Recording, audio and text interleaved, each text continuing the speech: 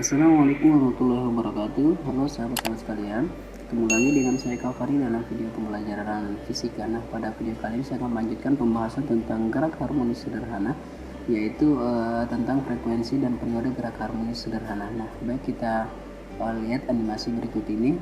Nah, ini adalah pegas dan juga bandul. Kemudian kita simpangkan, maka keduanya akan melakukan gerak harmonis, di mana gerakannya itu adalah gerak bolak-balik secara teratur melalui titik setimbang seperti itu.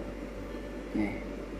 Kalau kita analisis, yang pertama pegas dalam keadaan setimbang seperti ini, kemudian kita simpangkan atau kita tarik sejauh X sehingga pegasnya bertambah, mengalami pertambahan panjang.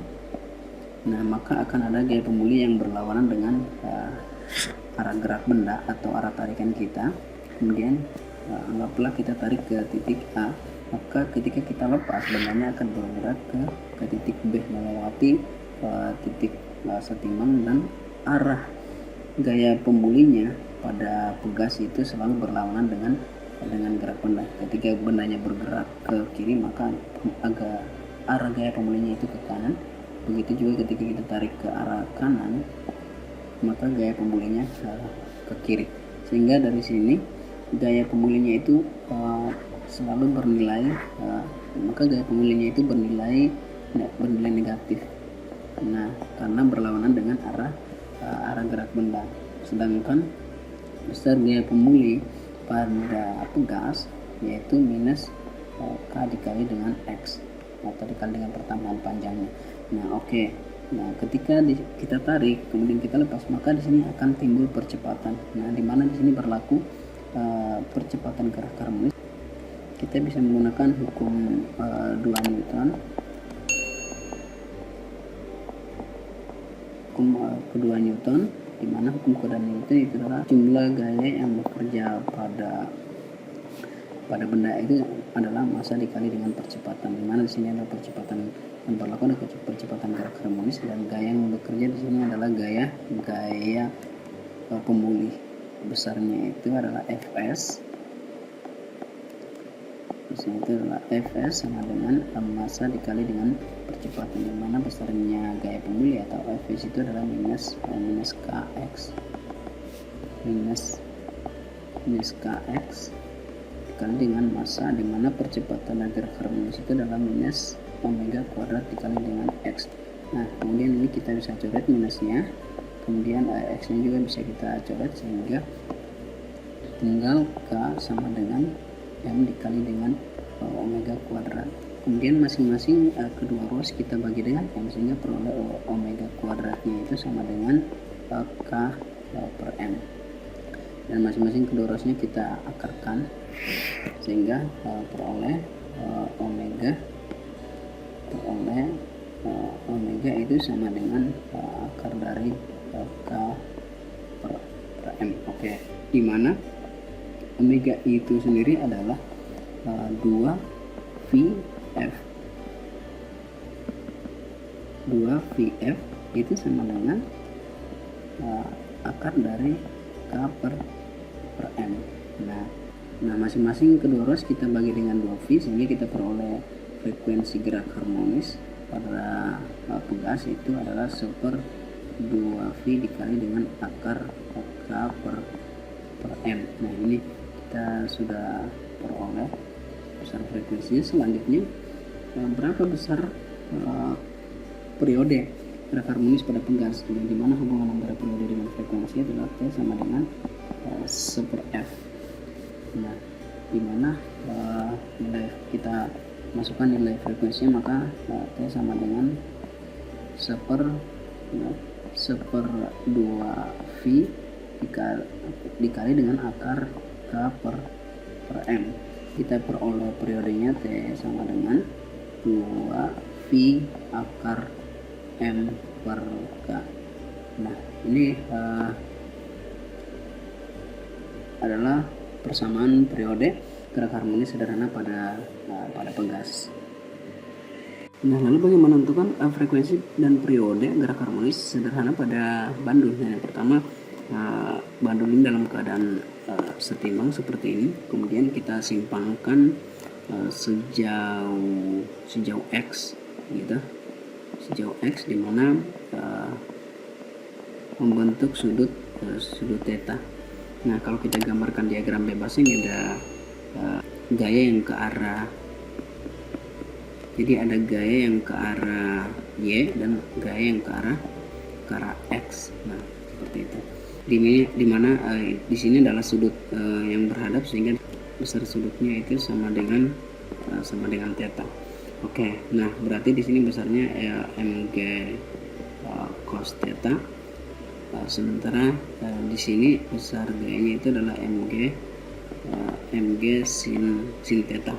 Oke, nah berarti yang ini merupakan gaya pemulihnya yang ini nih, karena dia selalu berlawanan dengan gerak bendanya. Nah, sehingga besar gaya pemulih pada bandul itu adalah kita bisa besar gaya pemulih pada bandul yaitu Fs nya sama dengan minus mg sin theta.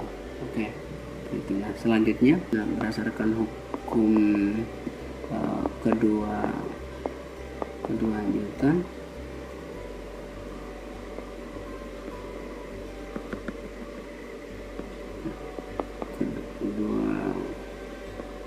Newton, maka berlaku sigma F nya itu sama dengan massa dikali percepatan, di mana gaya yang bekerja pada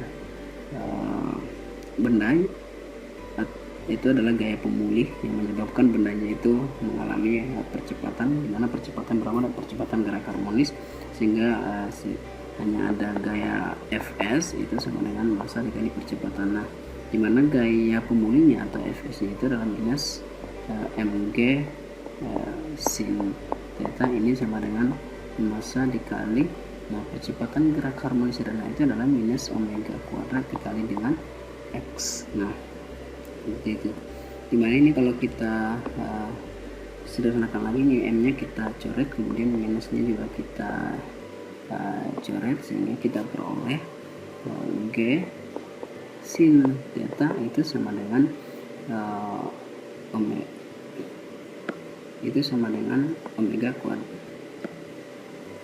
kuadrat dikali dengan x. Nah, sekarang berapa besar sin tetanya? Nah, kalau teman-teman perhatikan, sebenarnya kan simpangannya itu miring ya, seperti ini, miring. Nah, karena tapi kita inginkan itu lurus, jadi x nya lurus seperti ini. Nah, jadi pada gerak harmonis sederhana, karena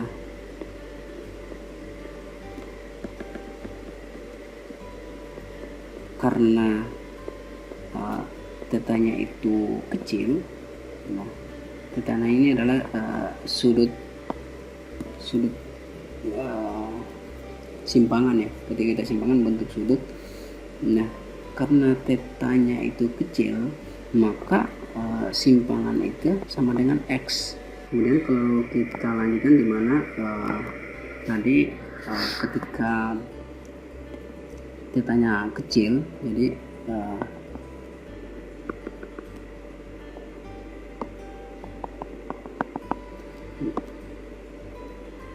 dimana ketika tetanya kecil yang dibentuk, maka nilai simpangannya itu sama dengan ini. Nah, yang ini kalau kita gambarkan ulang itu bentuknya segitiga seperti ini, dimana ini memiliki sudut dan ini adalah panjang tali, kita sebut aja L,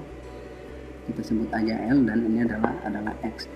Nah, berdasarkan trigonometri, besar sin theta itu sama dengan X per L. Nah, dari sini kemudian kita substitusi ke persamaan yang sebelumnya, sehingga peroleh G X per L itu sama dengan omega kuadrat dikali dengan X. Nah, ini bisa kita coret X nya, sehingga kita peroleh omega kuadrat itu sama dengan G per L.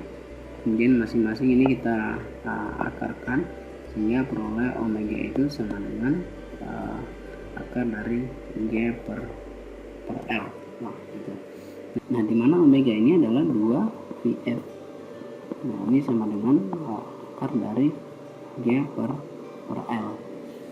Nah, sehingga peroleh frekuensinya yaitu 1/2V akar G per L. Nah, kita sudah peroleh frekuensi gerak harmonis pada bandul. Nah, selanjutnya gimana dengan periode gerak harmonisnya? Nah, di mana hubungan antara periode dengan frekuensi itu adalah 1/f hingga T-nya itu kita peroleh 1/2V dikali dengan G per L, sehingga peroleh periode pada gerak harmonis sederhana untuk bandul yaitu 2V kali akar L per G. Oke, nah ini adalah besar dari